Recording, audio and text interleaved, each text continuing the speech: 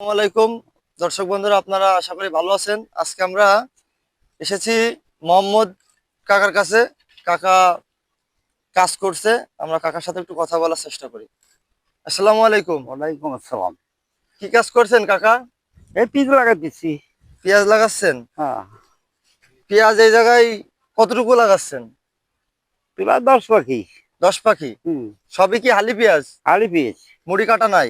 না। যে পেঁয়াজটা আপনি রোপণ করছেন এটার বয়স কতদিন? ইয়ার বয়স কতদিন? হয়তো 20-40 দিন আছে। 40 দিন? হুম, 40 দিন বয়সের যে হালির চারা, এটা সব থেকে ভালো হয় না ভালো হয়। হ্যাঁ, জমিতে রোপণ করলে? রোপণ করলে। কত বছর যাবত এই পেশার সাথে জড়িত আছেন আপনি, কৃষির আমি সাথে?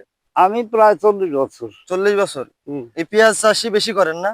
হ্যাঁ, আমরা পিস চাষ বেশি করি। পেঁয়াজের চাষে কি লাভ হয়? লাভই তো হয়, লাভ লাভনি আমরা বাঁচি কিনালে। এই যে অনেকে বলে যে খরচ বেশি হয়, লাভের সংখ্যা কম থাকে, সেই ক্ষেত্রে আপনার 40-50 বছরের অভিজ্ঞতায় আপনি কি বলবেন? আমি পিজি যদি লাভ না হইতো তাহলে হুম। পিজি তো মানুষ লাভবান হয়ে গেছে, বহু লোক। বহু লোক না? হুম। তার মানে পেঁয়াজের চাষে লাভ আছে। আছে। এবছরে পেঁয়াজের তো দাম ভালো। দাম ভালো। তার মানে কৃষকরা তো যা খরচ হুম, করেছে হুম। তার থেকে কৃষকরা লাভের অংশ বেশি লাভের পাচ্ছে। অংশ বেশি হবে। তাহলে তো সামনের বছর আরো পেঁয়াজের আবাদ বেশি হবে। বেশি হবে। এবছরে তো অনেকে যারা করে না তারা সামনে বার করবে। করবে। হ্যাঁ।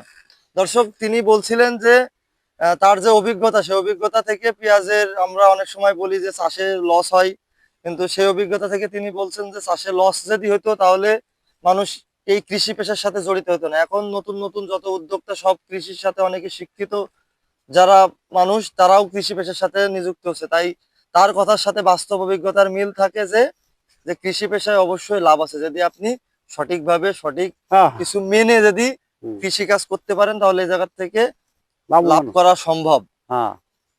আমরা পরবর্তী কোনো ভিডিওয় আপনাদের সাথে আবার দেখা হবে, ততক্ষণ ভালো থাকেন। হুম। আল্লাহ হাফেজ। আল্লাহ